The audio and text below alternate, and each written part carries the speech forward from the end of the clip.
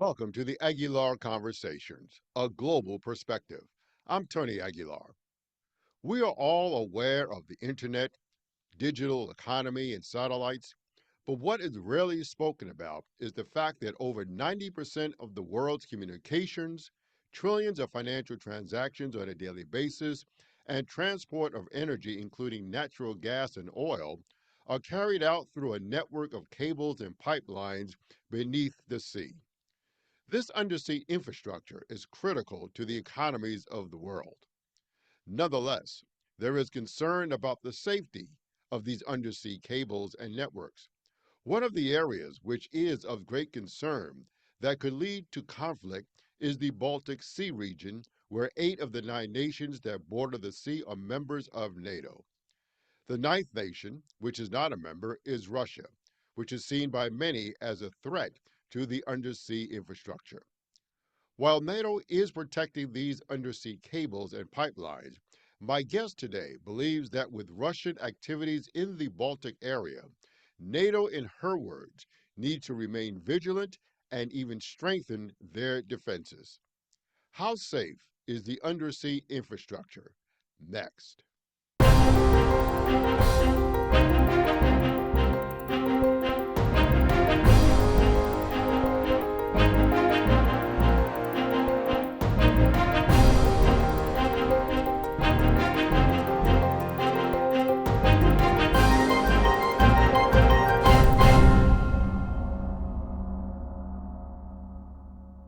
Joining me today is Dr. Marion Messmer, Senior Research Fellow in the International Security Program at Chatham House in London. Marion, thanks for joining me today. Thanks so much for having me. Pleasure to be here. Let me ask you a question. In your recent article about the Baltic region, and you point out that even though 8 of the nations are part of NATO, that because of the undersea infrastructure, there is a potential for conflict there. But my question to you is how concerned should the global community be about the undersea infrastructure in the Baltic Sea area? So undersea infrastructure is hugely important for lots of different countries. I mean, it's essentially how much of our internet works, how we're able to communicate with each other all the time. And I think it's really easy for people to forget about it because it's out of sight, out of mind in a way. But what makes the Baltic Sea special in a way is that it's actually fairly small in comparison to, the Atlantic or other major seas, and it's surrounded by 9 different states. So for that reason, there is a huge concentration of different infrastructure that goes through there. You mentioned undersea cables, of course. There's also various pipelines for gas. There's frequent cargo traffic that's on the sea, whether that's for oil or for goods. And there's a lot of other energy infrastructure as well, like the big wind farms, tidal or wave energy generators. So essentially, it's very crowded, which is part of what I think makes it so risky because it's easy for an accident to happen, and because, as we all know, the atmosphere between especially Russia and NATO is so tense at the moment, that could be a very easy pathway for escalation, whether, it is whatever might happen was accidental or was actually intentional. There has been incidents in that area, Nord 1 and Nord 2 pipeline, as well as the Baltic Connector, which was more of an accident, is what people are saying, because of a Chinese vessel. But the Nord 1 and Nord 2 has not been really attributed to anyone. But given these incidents, how capable is NATO of really protecting that area, which is a vast network, as you say, of cables and pipelines? There are a few different things that NATO could do better. So I think one of the things that has come out of Finland and Sweden also joining NATO is just how much of that area is now NATO territory, essentially. And if we look at the history of the Baltic Sea and the Baltic region, a lot has actually changed pretty quickly. So, back in 1991, only Denmark and Germany were NATO member states, whereas now pretty much all of the countries around the Baltic Sea, with the exception of Russia, are NATO members. A lot of this took place at a time when the region was relatively peaceful. So I think, while some of the Baltic states, and especially the three Baltic states, Estonia, Latvia, and Lithuania, have for a long time been used to hybrid activity from Russia, and they were very aware of the kind of like risk that entails. Quite a few of the states on the Baltic are not that used to that kind of meddling. And so I think for that reason, a lot of the infrastructure was essentially built for peacetime rather than for an environment in which you would expect there to be a lot of perhaps like a more geopolitical threat. And so I think there are certain things that could be done to protect that infrastructure more. I mean, especially for protecting subsea cables, there are apparently quite a few measures that can be taken to make sure that the stations where the cables sort of like connect into your land-based network are better protected, which isn't currently the case for a lot of them. And then on the other hand, I think there are also longer term measures where, even though things aren't looking too good at the moment, the fact that Russia is really interested in the Baltic Sea strategically could provide a really good opening for negotiations once the political environment allows. So I think if we sort of think about the interests that the various states pursue when it comes to the Baltic, and then use that as a basis for dialogue, that could actually provide a good opening at a time when it has become more and more difficult to have these strategic conversations with Russia. To be fair, if people are looking at this objectively, Russia needs the Baltic region for its own self-interest. Kaliningrad is where a number of nuclear weapons are, as you write about, as well as the Baltic Fleet. But they also need it for the import and export of their goods and services. So, is the West or the nations around the Baltic area, are they really cognizant of this, and do they have an understanding of that? And just going back on your point in terms of there's a number of agreements that you write about, the Ink Sea agreements between Russia and a number of states. But you also write that because of the invasion of Ukraine, those agreements are not too sturdy in terms of being able to be relied upon. So, what needs to happen in order to deter Russia from possibly having an attack on the infrastructure of the underseas? That's a really good question. So I think that NATO member states are aware, especially now, of the potential risks that come from Russia. And I think more and more different analysts are interested in the Baltic Sea as a region, just because it has changed so much in recent years. If we look especially at the newer NATO member states, Finland and Sweden are already really used to having to deal with various hybrid threats from Russia. They were really expecting cyber attacks and other kind of gray zone activities. And you said earlier that there wasn't an attribution of the Baltic connector sabotage from a few months ago, and that's correct. But what a lot of people assume is that even though it was a Chinese vessel, that could have also essentially been a sort of veiled Russian sabotage, because that's essentially the kind of playbook that Russia likes to use, where they leave a lot of room open to interpretation, and it's very difficult to correctly attribute the actions, because that leaves a lot of room for plausible deniability. So what we've got in NATO is we've got a number of states who have become really good at dealing with those kind of gray zone activities, because they've had to do that for a number of years. So the Baltic states, Poland, Finland, and Sweden, these are all NATO members that are really used to dealing with those kind of threats. Then you have the more traditional NATO member states, which are maybe catching up in that area a little bit. They haven't had to experience too much firsthand what those kind of attacks look like.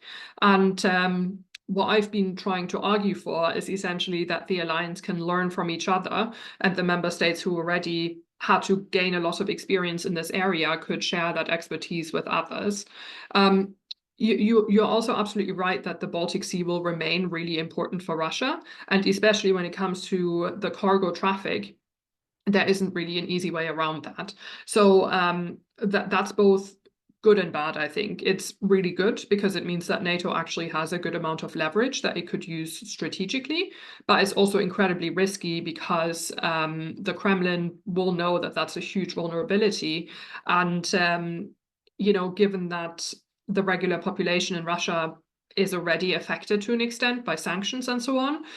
If there was any further constriction on the ability to import goods, then and also export oil, which is also what the Baltic Sea is used for a lot, then that would really damage Russia economically further and could actually be domestically destabilizing. So I think the Putin government would do its utmost to make sure that that cargo route stays open, which means that there's a huge risk there as well from potential escalation, because I think Russia might even be willing to use military force to ensure that its access to the Baltic Sea remains accessible.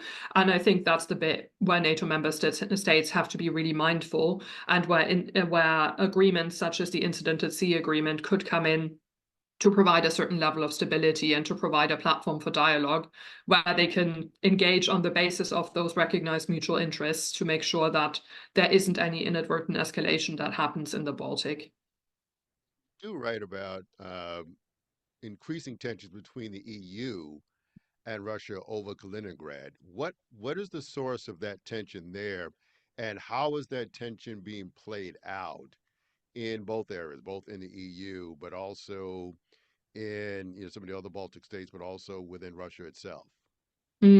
So Kaliningrad is an exclave, which means that even though it's part of Russia, Russia doesn't actually have direct access to that territory. It always has to go through other states in order to access it. So there's obviously the sea route via the Baltic Sea from St. Petersburg or one of the other ports to a port in Kaliningrad, or there is rail access, or there is air traffic access. And a lot of the tensions have essentially been around the rail access, which has to go through EU territory. In part, that has been over sanctions that have been imposed on Russia because of the invasion of Ukraine.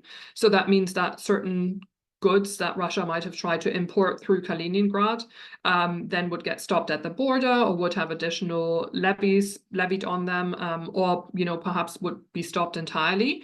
And so Russia has not been too happy about that holdup and about essentially the delays to being able to import via Kaliningrad. And then some of the challenge has also been through the Baltic states, which have been very supportive of Ukraine, who have therefore also tried to make Russia's life harder. One of the things that Russia has done in the region as well is actually used GPS jamming to make it more difficult for air traffic to get around. In the paper that you referenced, I focused primarily on the maritime domain, but I think that's also a really important aspect of the tensions that have been going on in the Baltic. And so that was obviously Russia trying to influence other states, but that was in part also retaliation for Russia's own difficulties in accessing its own territory. And they've therefore tried to make it that much harder for air traffic in the Baltics or between, for example, Finland and Estonia. And that has had a pretty big impact, actually, where commercial flights have found it really hard to operate in that territory. And the worry, of course, is that, so while those tensions have not led to anything more, the worry is that if Russia feels particularly undermined or provoked, then that could also lead to military consequences, which could then escalate quite quickly. And sticking with the idea of plausible deniability, one of the technologies that Russian submarines are using is, I guess, what is called ghost ships, and where they turn off their tracking system and they become harder to track, and so you can't really tell if they have attacked or not. How is NATO responding to technologies such as that? I think that kind of technology is fairly commonly used among submarines. So I don't think that that's just unique to Russian submarines. I mean, a huge part of why submarines are so useful when it comes to nuclear deterrence is that they are so difficult to track. NATO generally speaking, I would say has the more advanced military technology. So as far as possible, they would be, as far as that's technologically possible, they would be able to observe Russian movements. And that's also actually part of why we have been so confident that the level of nuclear risk hasn't necessarily increased that much because of the war in Ukraine, because we are fairly confident where Russia still has all of its nuclear weapons stationed, of course, aside from the ones in submarines that you can't necessarily track.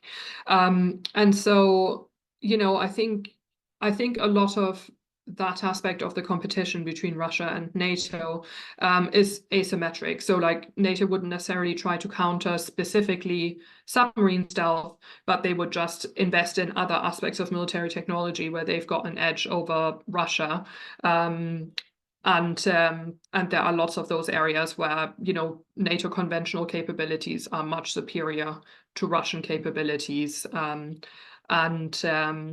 yeah, that would include various other tracking and detection capabilities when it comes to radars and monitoring and that kind of thing. Let me ask you this: looking at it from a broader perspective, how would disruption of the Baltic undersea infrastructure affect nations beyond the EU and beyond the Baltic region, let's say the United States and other nations? How does it affect what happens globally if there were to be disruption in the Baltic area? Hmm. So I don't think that any of the transatlantic cables also go through the Baltic. I think they would probably be routed differently. So in that sense, and also most of the transatlantic communication infrastructure actually is backed up by several channels.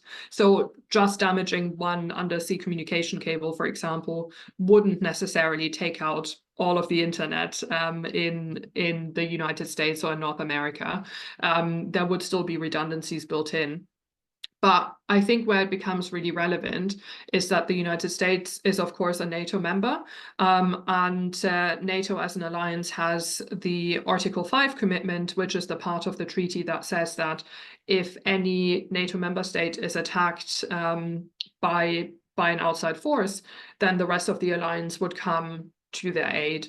And so that means that if there was any escalation that happens in the Baltic, which results in Russia attacking one of the NATO member states in that area, then that could draw the United States into a war in Europe.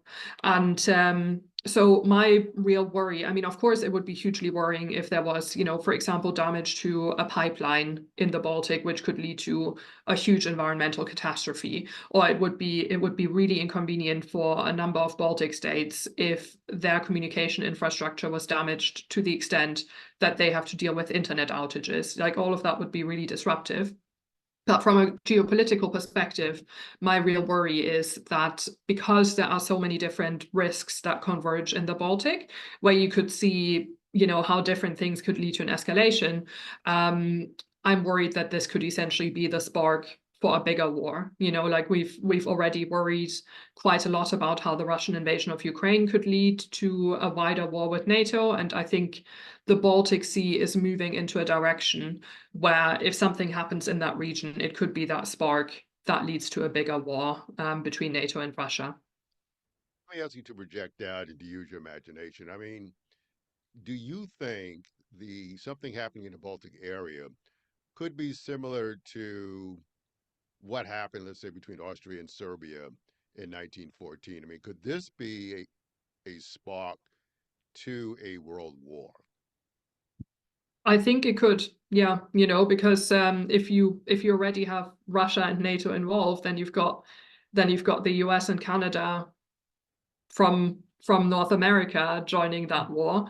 Um, we don't know what would happen between Russia and China. They have formed a loose alliance that's obviously much looser than NATO, but perhaps China would compel to join in as well. So it's just one of those things that could snowball completely out of control.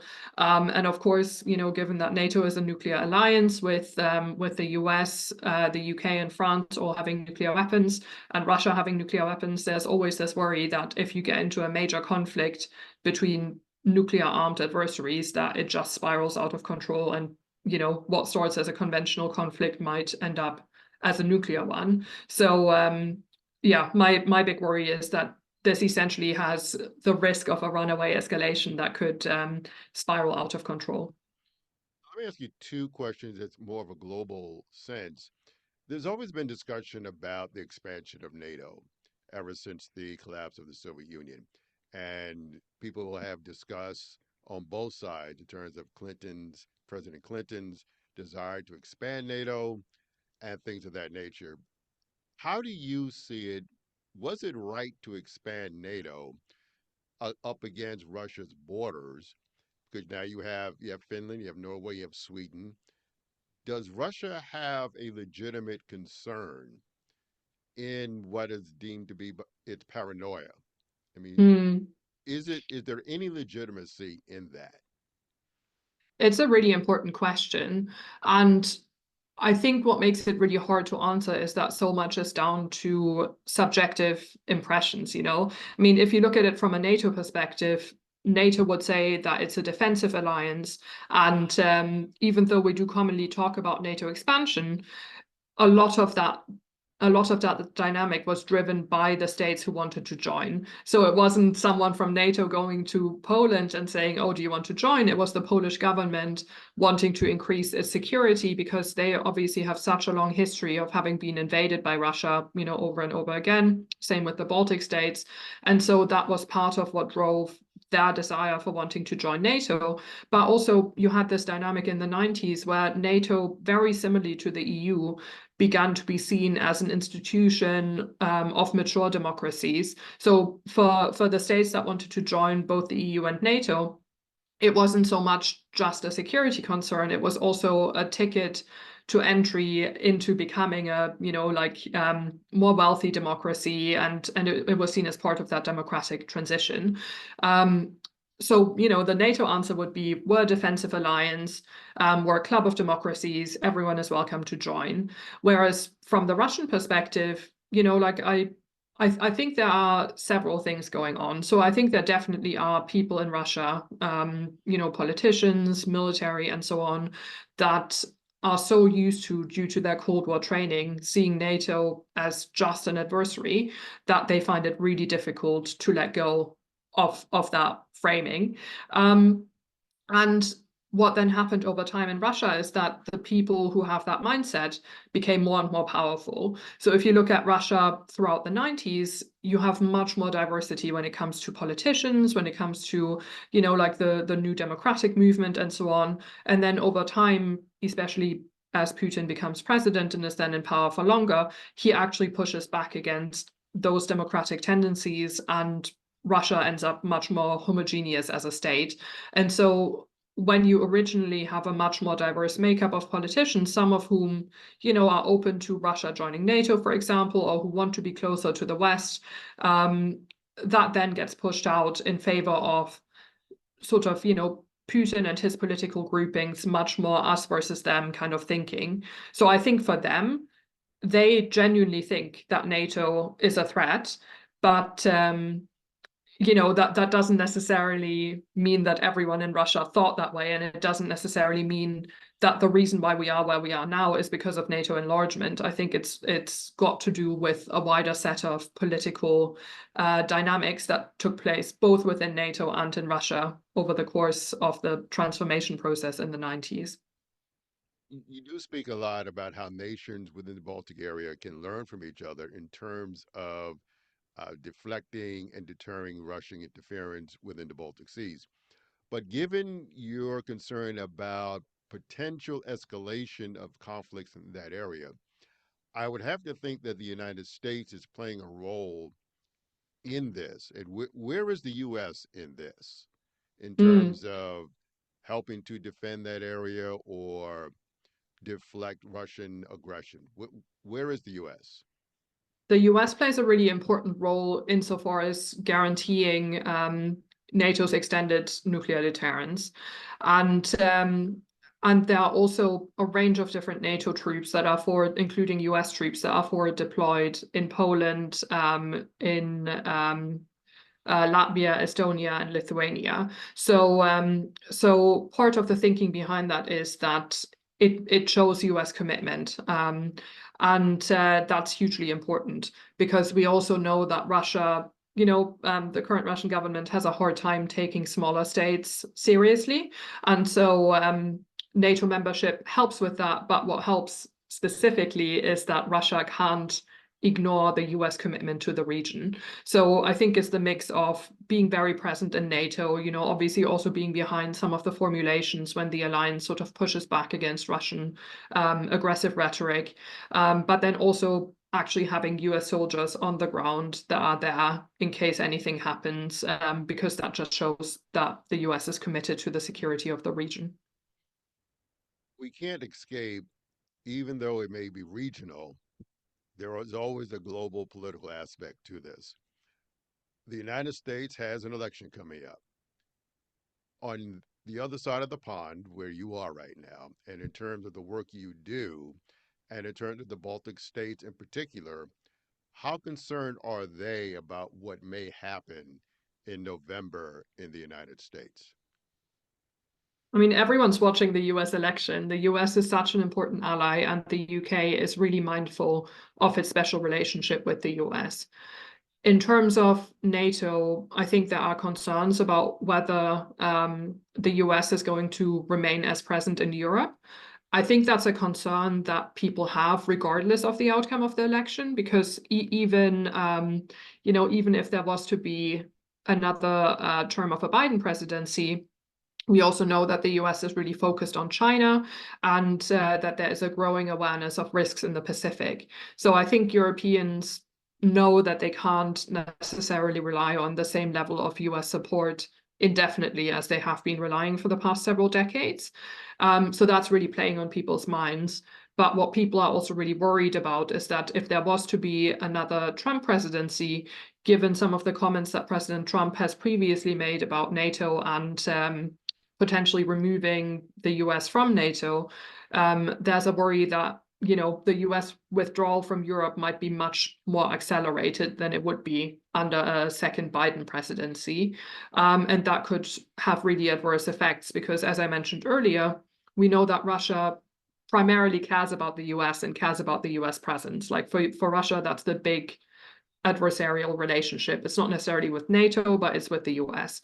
And so there's a real risk that if the US was to withdraw from NATO, that Russia wouldn't take the remaining NATO as seriously. Even though it would still be a nuclear armed alliance, it would still be conventionally much stronger than Russia is today. But just because Russia primarily cares about its relationship with the US, they probably wouldn't take NATO as a defensive alliance as seriously as they do right now. One of the things you have raised is the aspect of a speech that President Putin made when he talked about potentially using nuclear weapons in Ukraine. But you raised another issue that one thing that has gone unnoticed is the fact that he's willing to perhaps engage in a new round of nuclear testing.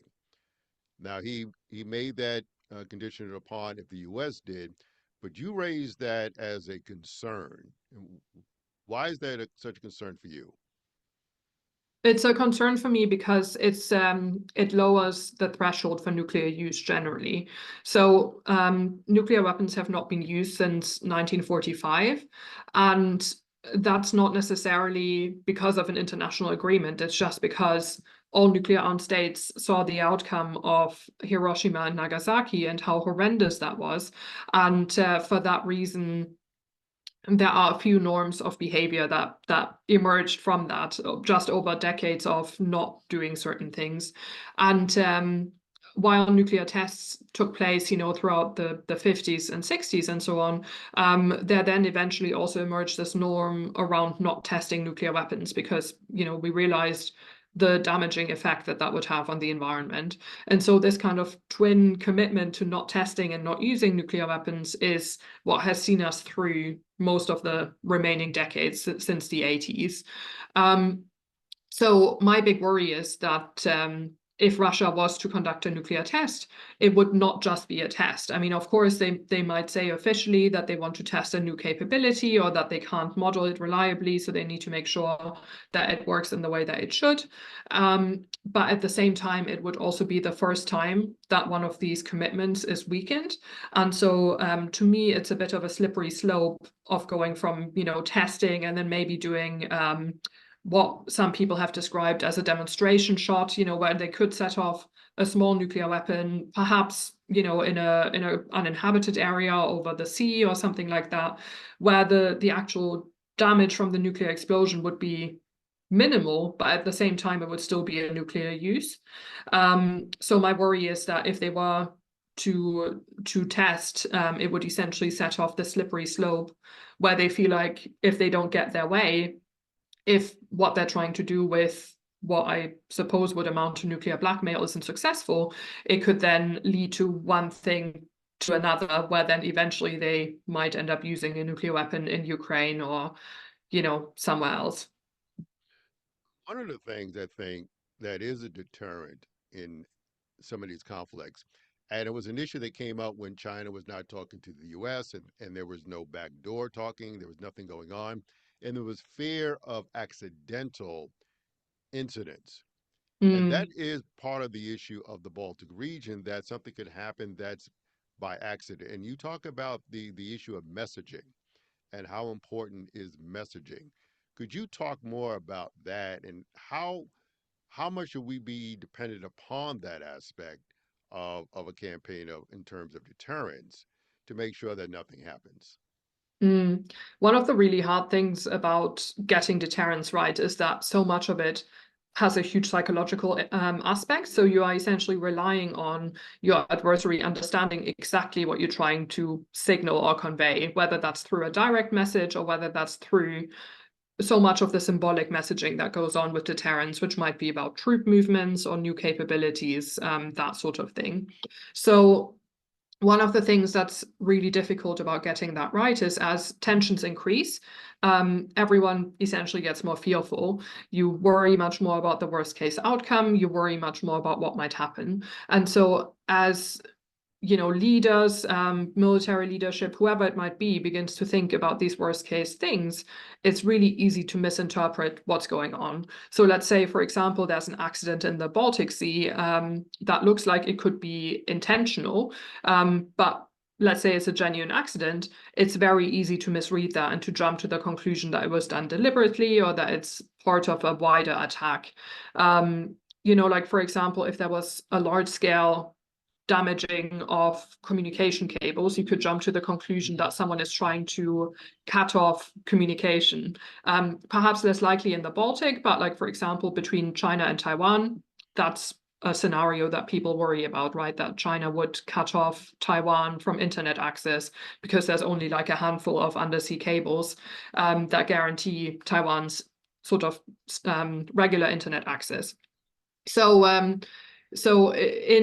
in times of heightened tension, it becomes much harder to disentangle what's intentional and what's unintentional. And we've also seen this around nuclear messaging between Russia and NATO, where NATO, I think, has actually reacted really well to some of the nuclear threats that Russia has made, where they pushed back quite hard publicly so that it was out in the open for everyone, all citizens to see. But clearly there was also back channeling going on, where like the US was speaking to Russia, various other NATO member states were speaking to Russia and reiterating the same kind of message that Russia wouldn't be able to get away with using nuclear weapons against Ukraine, for example.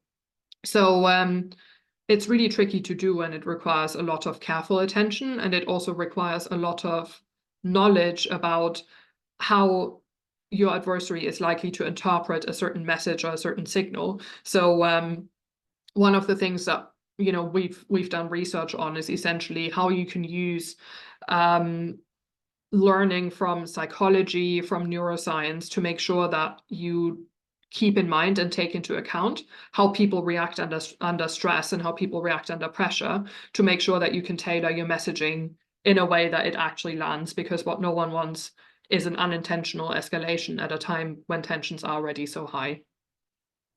You've been watching this issue you're an observer of this issue. What needs to happen, let's say, over the next couple of years to number one, bring down the tension that is presently in the Baltics, in that region, which could become escalatory if we don't contain it. So, what are the three, four, five steps that you think need to take place over the next couple of years to ratchet down the tension that's growing within the Baltics, but also, as we said, between EU and Kaliningrad? Um, how do we do this? Mm. A really big change would, of course, be if the Russian invasion of Ukraine stopped, and stopped in a positive way for Ukraine. Um, I'm not sure how realistic that is in the next few years, but if we had a positive outcome in that conflict, then that would make everything else so much easier. Because one of the big difficulties is that Russia has just lost all trust that EU states or NATO states had placed in it previously. Um, so doing some of these conversations, some of these negotiations from a basis of low or non-existent trust is what makes it really hard.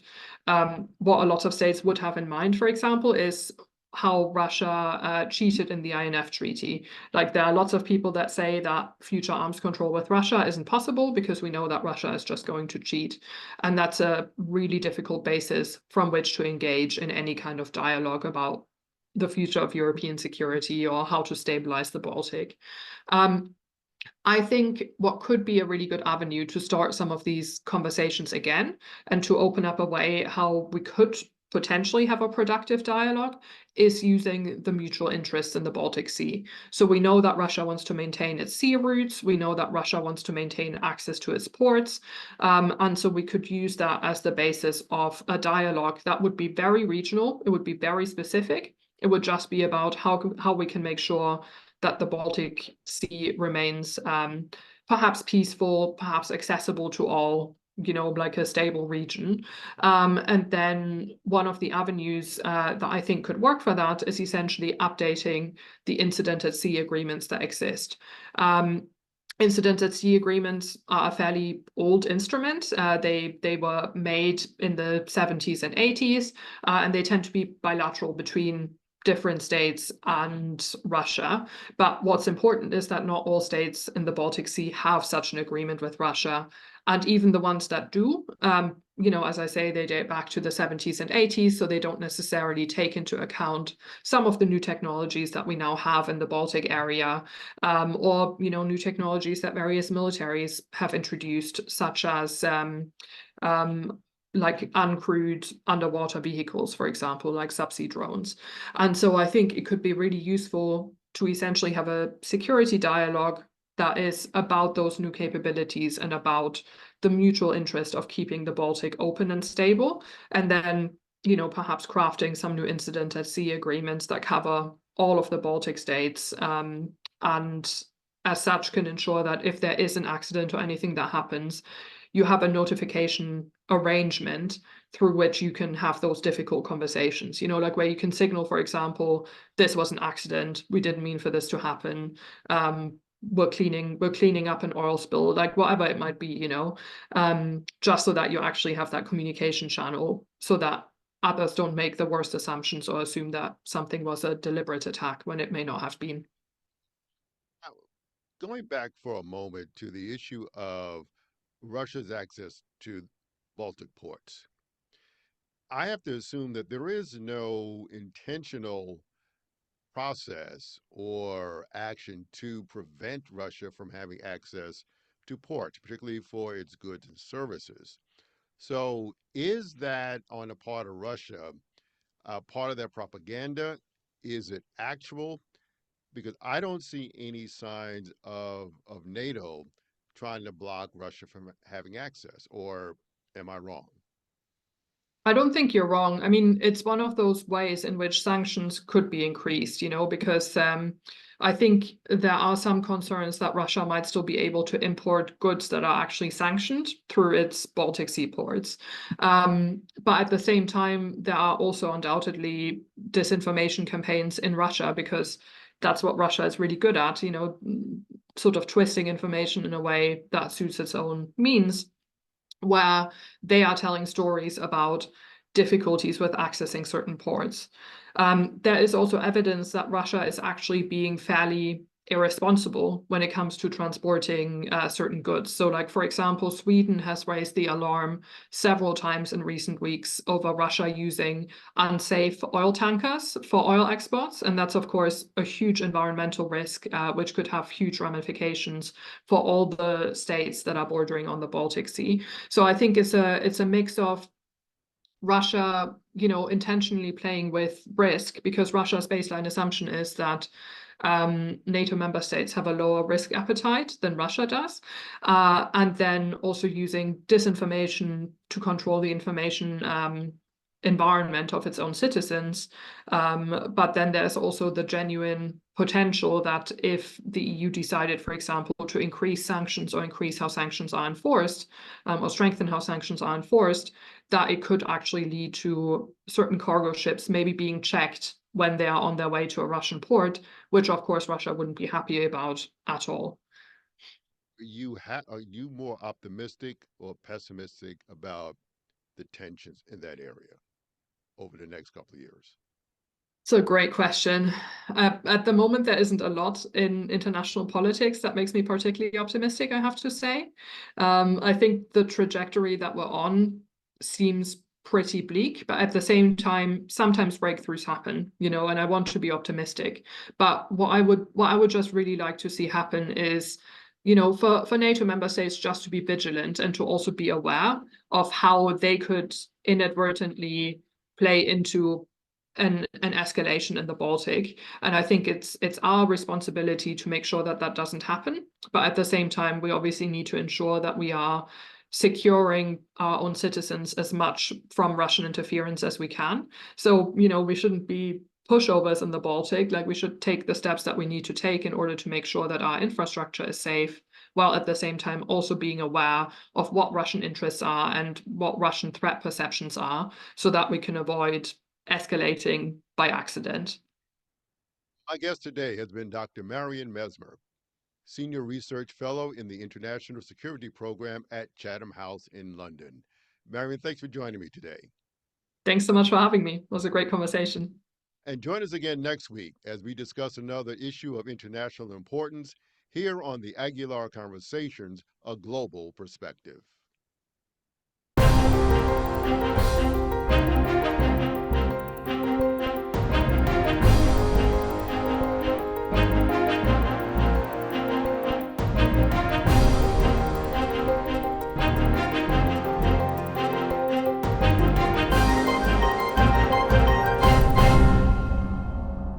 The Aguilar Conversations, A Global Perspective, is produced by Casa Margo Communications Group.